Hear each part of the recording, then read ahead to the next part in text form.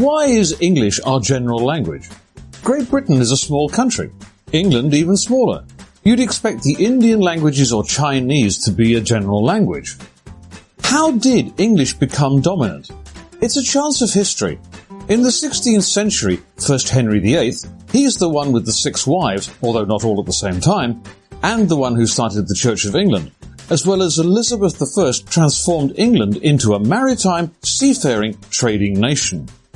Starting then, the British went on an enterprising spree which encircled the globe with British territories, protectorates and colonies, from New Zealand in the east to the Americas in the west.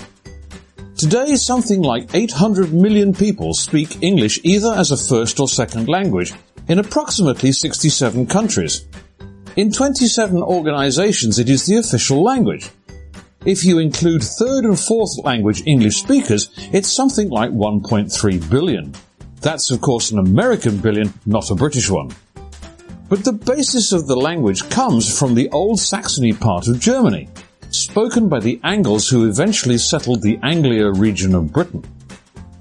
British traders marketing the products from early factories in the Industrial Revolution effectively set English as the global standard.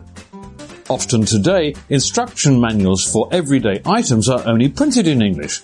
Well, sometimes a rather odd form of English. I think he meant. But using English, we minimize the amount of work needed for universal understanding. English is the language of air traffic control. For safety, the crew must understand it well. For example, descend 5,000 feet, not ascend by accident. What if the German surrender in 1945 had been mistaken as, "We do not surrender"?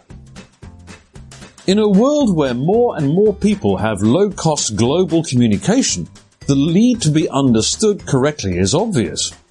The risks of a mistake are just too great.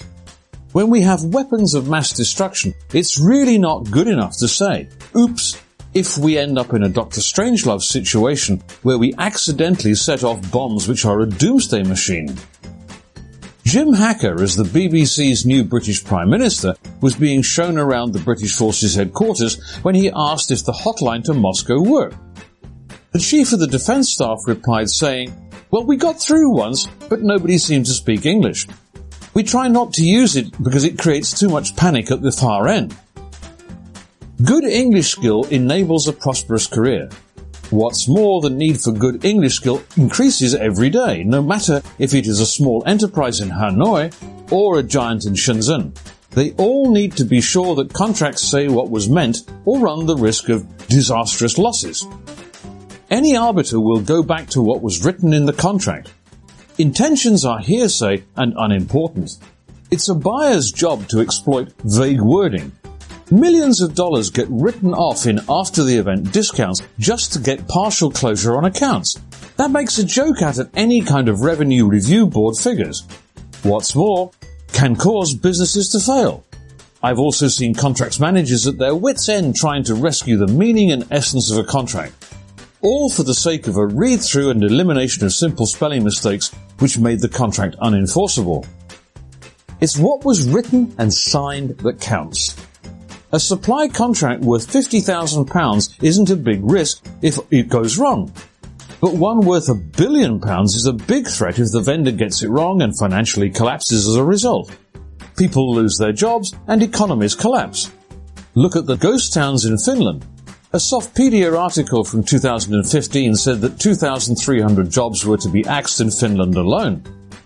Our aim is to make sure that you are understood first time. So get a copy of English from Afar today. It'll help you ensure that you collect every dollar of receivables and save you cash wasted on arbitration.